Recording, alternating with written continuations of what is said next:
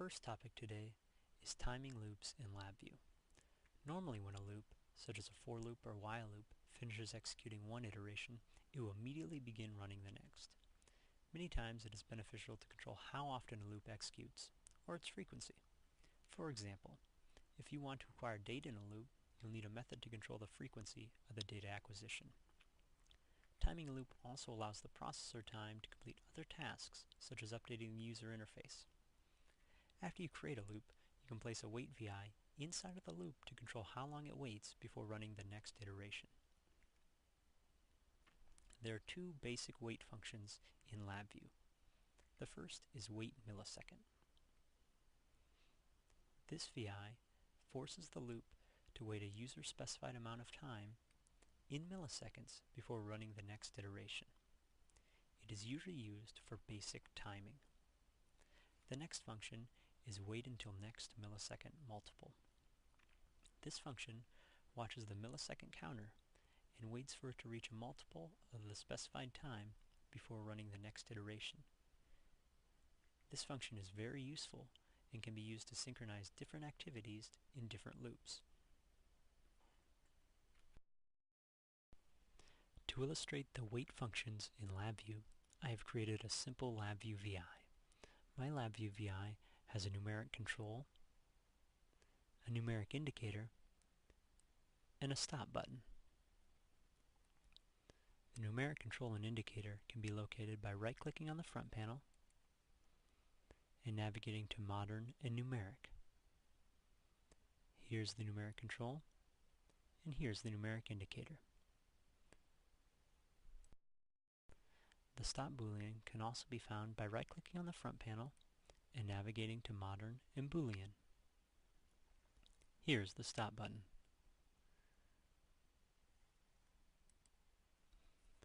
I can now switch to the block diagram. To do this, go to Window and Show Block Diagram. I've placed a while loop around the three front panel icons. The while loop can be found by right-clicking on the block diagram and going to Programming and Structures. Here's the while loop. Now I can wire the while loop's iteration counter, found here at the bottom left, to the numeric indicator. Also, I can wire my stop button to the loop stop button. Finally, I'm ready to place a wait function inside of the loop. The wait functions can be found by right-clicking on the block diagram and navigating to Programming and Timing. We will use the simple wait millisecond function. I'll place the wait millisecond function right next to my numeric control. Now I'll wire the two together. This control will now specify how long the loop waits in milliseconds before running the next iteration. To see the effects of the timing VI, I can go to my front panel and change the numeric control to 1000. 1000 milliseconds is 1 second. Therefore, the loop will iterate once every second. I'll now run the LabVIEW VI.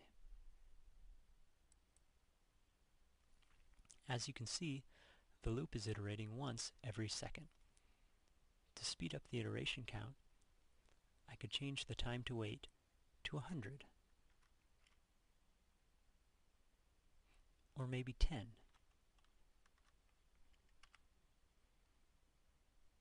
Let's try 1 millisecond.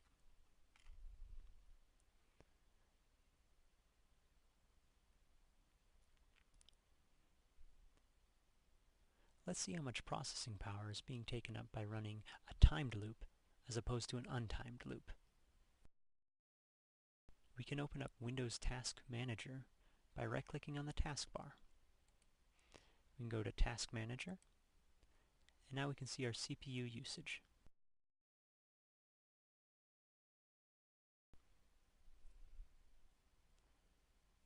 We can see our CPU usage is anywhere from 15 to 20%.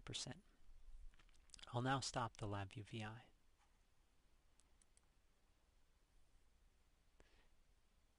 To illustrate an untimed loop and the processing power taken to execute it, we can remove the numeric control and the wait function. I'll just highlight those on my block diagram and press the delete key. Now I'll run the loop and see how much processing power is taken up by my VI. As you can see, CPU usage jumped to 100%.